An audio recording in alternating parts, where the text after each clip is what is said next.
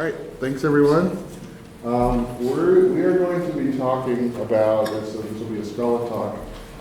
We'll be looking at the implementation of an immutable state machine. So just let that sink in for a moment. All right, this is probably the first thing you saw. A state machine is all about managing state that's actually changing through some process. You can think of it sort of like a workflow, process flow, whatnot. But the idea of an immutable state machine sounds a little bit like an oxymoron, but I'm going to prove to you that it does not have to be. So let's say we're looking at a very simple form of a state machine here, the air conditioning system or HVAC, where you have three states, and based on temperature changes, those act as triggers, jumping from one state to another. And in this example right here, we would actually be in just a single state at a given time. So sort of a simple example. We've seen state machines like this before. And there are actually variations of that. That state machine right there is actually known as a deterministic finite automaton. And in computational theory, the reason behind that is because you're in a single state at a time.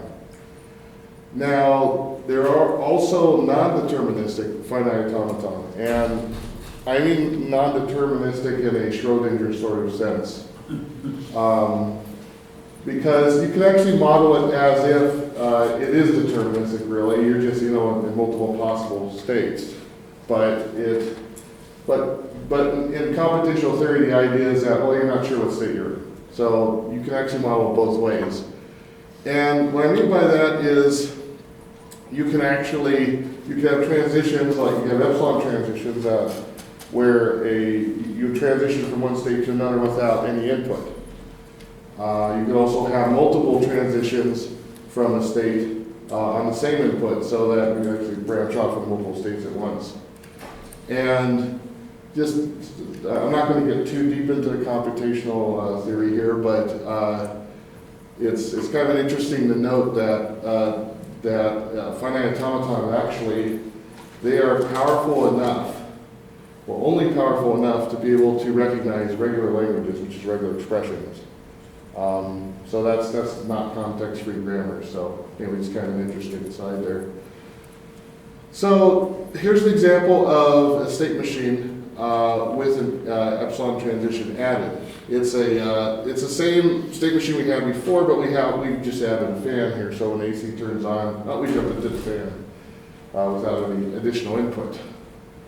Of course, once we turn the fan turns on, it never shuts down in this case. But it's a simple example. So I'm going to show you a first kind of an implementation on the state machine that I actually wrote back in 2012. And this is right when I was just sort of deciding if I was wanting this, if Scala was going to be like the language I was going to spend more time with. It's kind of a sort of proof of concept. And it's actually a way you probably would implement it at first. It's likely how folks would generally go about implementing a state machine. We have a transition here that's on a machine M, and we have type parameters for the states, actually so S's. And we have this guard, which is a filter that determines, like, given the machine's current state, are we going to actually follow this transition? And then we have this will follow determination, and the idea here is we have a with guard boolean which tells us, okay, does this have a guard or not? If it doesn't, it means, this is an epsilon transition. So you go into a state, once again, it'll actually also jump into any other states that epsilon transitions are leading out of it. And of course, we have epsilon transition definition there that defines that. And then we have, and you see it start to go downhill from here. We have a var here where we're actually keeping track of all the active states and we're mutating them. Once again, it seems it's reasonable to implement it this way at first glance because, you have to modify your state somehow. You have the transitions to follow right here, which is, this is a logic here that actually drains from actually the states that you're transitioning out of. And the drains, just a little clarity here, by state drains I mean all the states that, all the transitions that are grouped by the start state. So given the start state, you know, okay, I'm draining out to these states. That's a structure for that. And here's the actual method that actually does the transition right there. And you see, we're actually checking to see which we're following, and then we exit the states and we enter the states. And here we see which ones we're actually going to be following, which our states we're entering in. And then active states is, we have to look at this, we have to do this, this set differential here, because we're actually looking at the states that we've exited but might be re-entering. So that's kind of what that's all about. And here's how we would actually build the machine with all the states transitions. And we have all the logic here, different temperature changes, and that's how we decide to transition from each of the states. And this update method right here. And so it's a reasonable way to implement it, but there's a lot of mutation, a lot of opportunity to, you know, get things wrong, and you would have to, it'd be kind of hard to test this thing sort of as individual pieces, because, I mean, there's a lot of mutability here. So you have all the caveats that come along with the immutable data structure. So we're going to be leaving mutation now behind, and we're going to look at building a state machine that has absolutely no mutability whatsoever. And in order to do this, we need what is known as a state monad. And the state monad being a form of monad that's actually defined as scala Z and cats. We're actually using cats for examples here, but you know, there's a lot of overlap there. So let's take a look at what a state monad is, because kind of really getting how a state monad model state is requires a little bit of looking into, you know, the definitions. A state SA, think of it as a wrapping a function of S to a tuple SA. All right. Now it's easy to sort of confuse these things. Oh, what's S and A? Well, that's sort of our world definition with respect to the state. And A represents some projection or computation result off of the state. Now, then you have to, you say, okay, well, what's the difference between this tuple of SA and state SA? That's something that you know, that kind of trips up of some people when they first look at the state monad. And the difference is really quite straightforward. A tuple, just think of it as like a snapshot. It's the absolute state at some point in time on S and A. And also, but also state SA is actually, think of it as like a computation or relative state. All right? So in other words, if you have an instance of state SA, you have to have some initial condition to determine what your actual state is at a given point in time. So it makes sense? Okay, cool. So let's give a really, really simple example, just kind of get a sense of this. I mean, you can have like a really simple form of state machine and still get something kind of interesting here. Like we have our state, S is a list of integers, and A is, well, it's different for each operation here. We look at add sample and make sample. They are the same thing, they're just implemented two different ways. You look at add sample, it's kind of interesting because what you're doing is we're using, say, state get for this state type. And it says, okay, well, this is a state without any, it's completely relative here. It's just some list of integers. We don't know what's in it. But we're going to modify the state. And remember, this is an immutable operation. It's actually returning a new instance with the state modified. So you're not modifying the original underlying object. So we're modifying the state where we're adding a number to the list. And then we're doing a map where, okay, we need to decide, okay, what's the result from this projected value? What's this computed value? And we're just mapping it to a unit because, you know, we're just adding a sample here. The second one's the same as the first. So simple a bit differently. There we're defining the state. We're defining the state instance outright, and we're saying, okay, we have our list coming in, and then we add I to it, and then we return this tuple of the list of I added at pointing with a unit as a second value. So that does the same thing. Then you look at mean and max, and it's the same idea here. We're using kind of the style and add sample to create the state to begin with, and we're just doing map operations.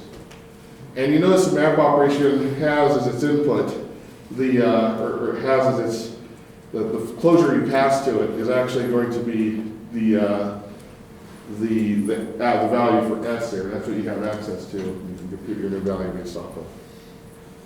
All right, so and then you can combine these together using a for comprehension, and that just runs through, adds the samples, you average in largest values, and then that's the results as you would imagine.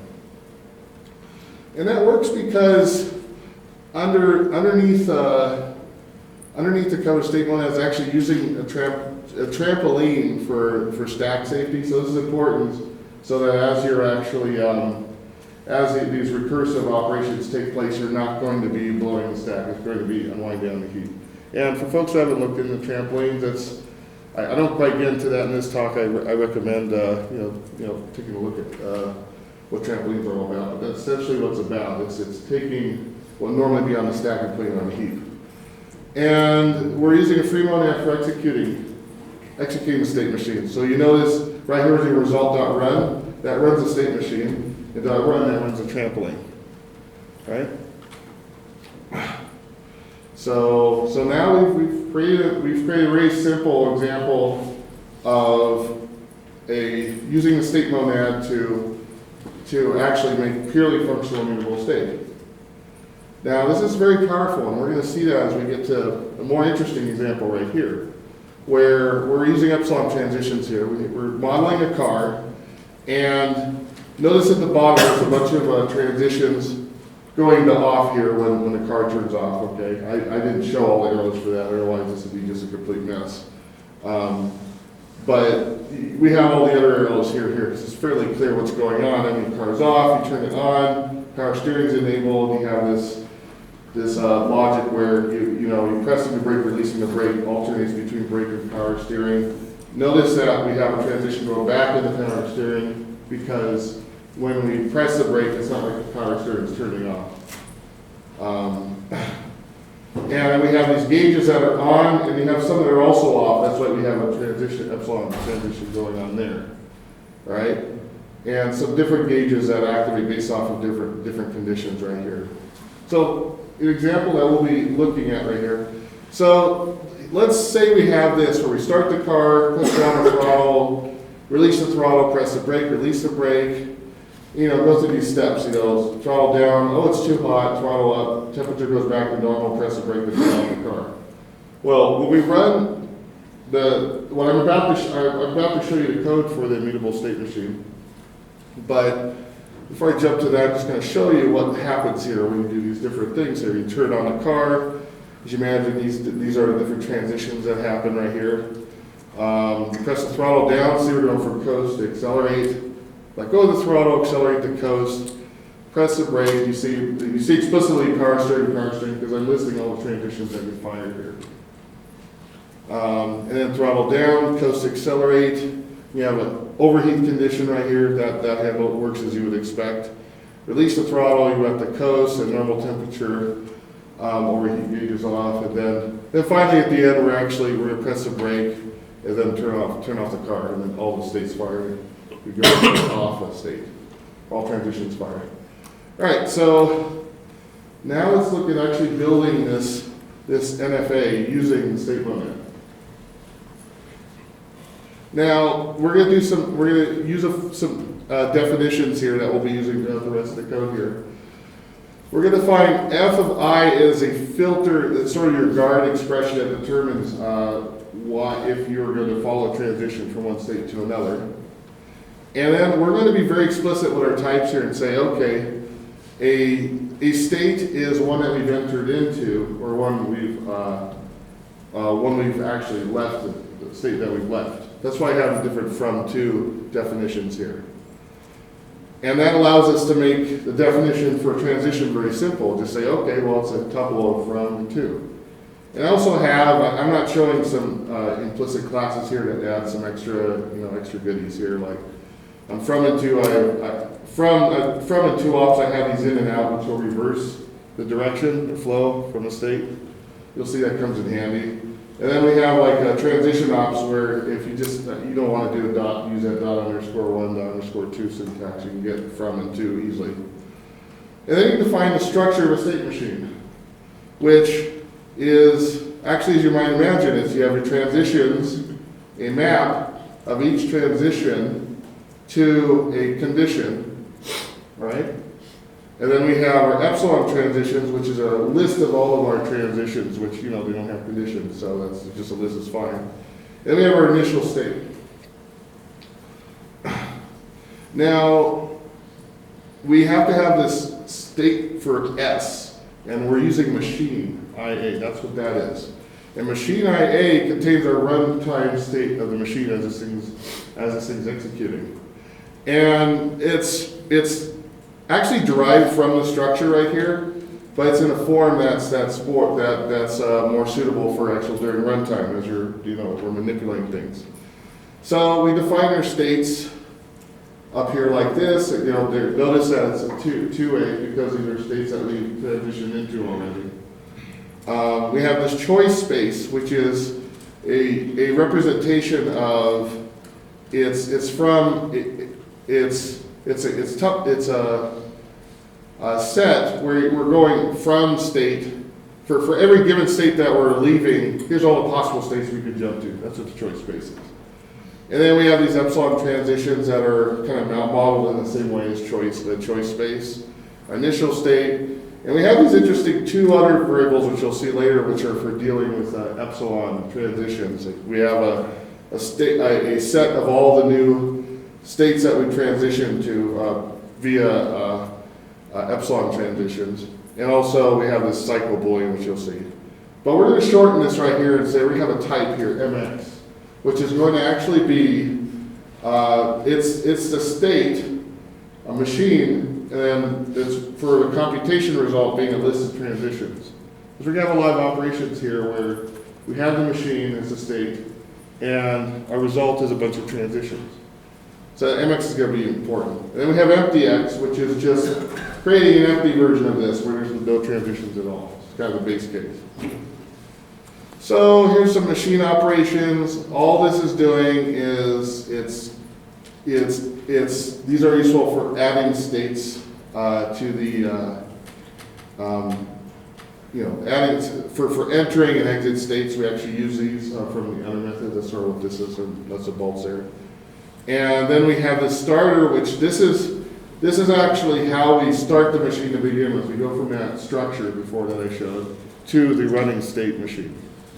And we have to do, some sort of, this is just a bunch of sort of collection, manipulation, kind of get this to the form that we want. I have little comments in here to make it a little easier to follow what's going on there. I mean, get from to, we're just getting from a structure that looks like that, the tuple. And then over here, get to an F is 2. We get to an F from a structure that looks like that. And, so on for get from to, and then get to as well. So all this is doing is just actually putting in a form from structure form to the machine form so we can manipulate this thing.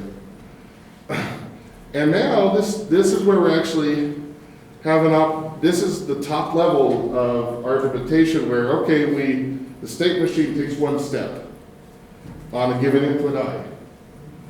Now it's pretty straightforward really. I mean, what we're doing is we're just saying, okay, we're mapping all the states that we have, and we're going to map that to all the states that we're going to be leaving. And then from that, we're going to do a fold left where we start with empty transitions. And within that, we're actually going to flat map on the state that we define here and actually drain from all of the states here. And you notice we do a map right at the end there where we're saying, the plus X right there. It's because we have these transitions here, because it's a monadic operation here. So we have a new state we're defining in terms of the old state. And we have all the transitions, we have to append them all together. And that plus plus operation I defined earlier is kind of a way of merging all the states together, or all the transitions together, sorry. So this is a machine taking a single step.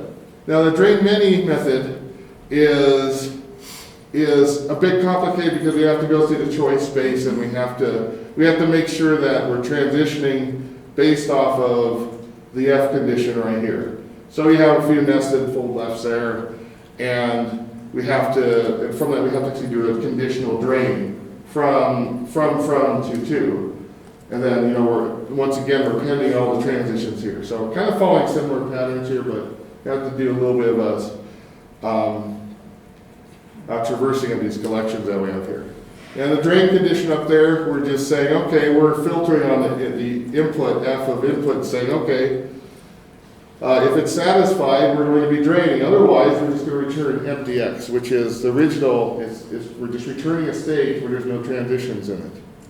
And this is sort of an interesting, I think that's why I like to think of the state SA as a relative state, because then that sort of gives rise to the notion of you're just creating new instances of this thing. And, you could flat map it with an original state, and its form becomes known based off of how you manipulate it later. That's kind of the mental model I use there. So now we're going to look at these. Here's a few other methods that are used here for entering into a state right here. We see we actually have, this is actually quite simple really right here, is we're just entering into a state, and we're exiting from a state there. And then this is for actually following the transition right there, so we exit from one, enter into another. So pretty straightforward. Bear in mind that's not for epsilon transitions, because you would remain in the original state if it was an epsilon transition. But drain here combines both together. It says, okay, we're following from the two, from to, and we're also following any epsilon transitions that lead out of there. So let's see. Now, this gets interesting when we're talking about epsilon transitions, because you might have thought, well, what if we have like this cycle of where you have like an epsilon transition from one state to another, and then a cycle going back to the original state. So you have this sort of loop, or maybe it could be chain more n number of states. We need to be able to catch that and make sure we're not, just following around these cycles that happen. And that's where we actually, so I'm going to show that here with how we're actually implementing following epsilon transitions. And we actually have this flag here before I say epsilon cycle. And that flag tells us, hey, we detected the cycle. We better not keep going on this, or we're, just going to, keep going on forever. And we have this epsilon new, which represents all of these states that we've just entered into. So the way we're detecting that is we're let's see, is it on this slide right here? Oh, yeah, right here. Okay, so cycle detected. This is if we detect the cycle, we're setting the cycle equal to true. And what we're actually doing is we're right here. So epsilon follow. Yeah, this does the logic right here where we're saying we have a state right here, and if we find epsilon new contains a state that we're trying to transition to, then cycle detected. If there's no cycle detected, then we just say, okay, we're going to do an epsilon add. We're just going to add this state to the active states. And there's epsilon add method. It's like really simple. I mean, you see the way this is implemented, we have a number of really simple operations, and some that are a little bit more complicated as they have to do this sort of the collection traversals. So back over here we have the logic that handles expanding, where we're saying, okay, given a certain state we're going from, we want to expand all the states that we need to transition to. And then we do an epsilon follow here, and as you see right here, we're doing the same thing. We're saying, okay, if there's a cycle there, then we're obviously we're going to just return like an empty list of transitions, or we'll just let that continue, and that goes into the safe expand, which is on the next slide right here. Okay, so we have to set this cycle. We have to keep track of all the states we're transitioning into on epsilon transitions, and set that flag if we see that, oh, we're visiting the same, trying to add transition to the same one again. And so that at the tire level, we see, okay, the flag is set, we're not going to, continue recursing. So yeah, that's pretty much the implementation of this. Does anybody have any questions? I can go back over some previous slides. Anybody is curious about A parts?